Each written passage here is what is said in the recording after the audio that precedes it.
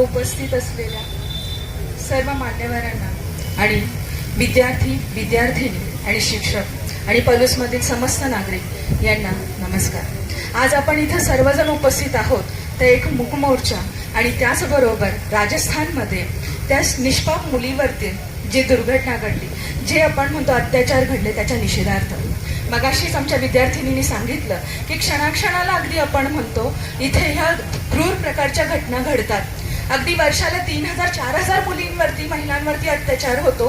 अशा त्या ज्ञात अज्ञात सर्व ज्या पीडित आहेत त्या सर्वांना एक भावपूर्ण श्रद्धांजली आपल्या सर्वांतर्फे वाहते आणि एक इथं आपल्या सर्वांसमोर एक प्रतिनिधी म्हणून उभी राहते। प्रतिनिधी कोणाची? तर या पलूसमध्ये असणाऱ्या प्रत्येक आईची, प्रत्येक मुलीची, प्रत्येक आपण म्हणतो इथं काम करणाऱ्या, बाहेर आपण म्हणतो प्रत्येक ठिकाणी ज्या काम करतात त्या सर्व महिलांची प्रतिनिधी आणि इथे माझ्या समोर उपस्थित असलेल्या प्रत्येक विद्यार्थिनीची प्रतिनिधी म्हणून मी आज बोलते। आज हे विद्यार्थिनी आमच्या समोर शिकतात आणि त्यांना आम्ही पुढचं स्वप्न दाखवतो की तुम्हाला अजून बरीच झेप घ्यायची आहे, तुम्हाला अजून मोठं व्हायचं आहे, तुमच्या पंखांमध्ये बळ आलं पाहिजे, तुम्हाला खूप काही करायचं आहे।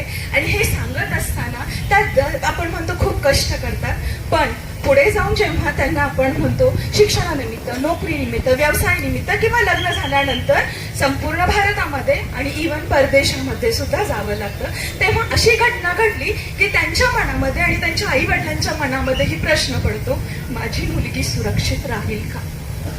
सुरक्षित राहील का? मग ही सुरक्षा देण्याची जबाबदारी कुणाची? फक्त एका दुसऱ्या व्यक्तीची? फक्त एका दुसऱ्या व्यक्तीची? तर प्रत्येकाची। आपला भारत देश हा वसुदैव विश्व कुटुंबकम म्हणतो, म्हणजे सारे विश्वचे माझे घर।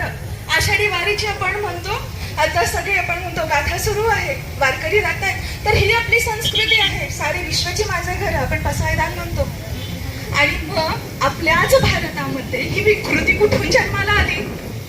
जे हे विकृती करतात माझ्या मते त्यांना कदाचित एका मातेने जन्म दिलेला नसेल, कुठून तरी आकाशातून कुठल्या वादळातून कोसळले असतील आणि म्हणूनच त्यांनी कधी आई किंवा भगिनी किंवा आपण म्हणतो कोणाची आत्या, कोणाची आपण म्हणतो मुलगी बघितली नसेल, म्हणून असे विकृत कृत्य करत असते।